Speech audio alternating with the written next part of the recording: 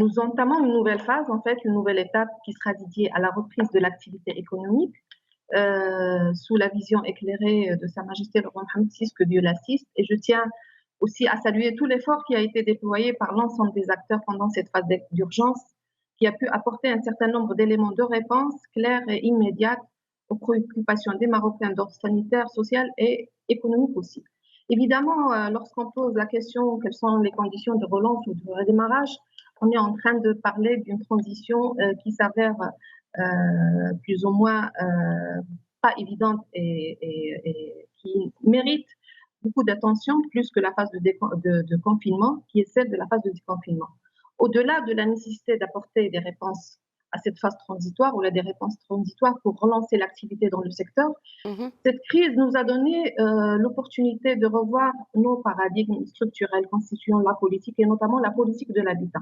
Et dans ce sens, nous travaillons aujourd'hui d'arrache-pied avec nos partenaires et de façon très concertée, que ce soit les partenaires publics ou la privée, à travers les réunions qu'on tient de façon permanente et quasi, je dirais, hebdomadaire pour déterminer quelles sont les actions à entreprendre pour relancer les secteurs.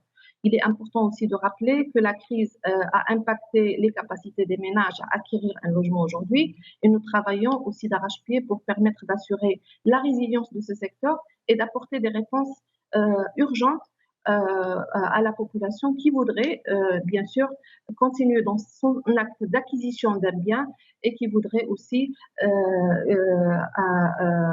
profiter aussi des logements aujourd'hui qui sont mis en place dans le cadre des programmes sociaux que nous menons pour les encourager à s'investir également dans Oui. cette vague d'acquisition. Alors, la vision aujourd'hui pour la relance, elle s'inscrit à travers deux phases. Il y a une première phase qui est celle de redémarrage, qui est celle que nous Justement, entamons alors on parle de aujourd'hui. redémarrage, Madame la Ministre, je me permets de vous interrompre. On parle de redémarrage, mais à quel point combien de chantiers ont repris? Est-ce que c'est minoritaire, ça reste encore minime, ou de plus en plus de chantiers reprennent, tout comme d'ailleurs les transactions de vente et achat?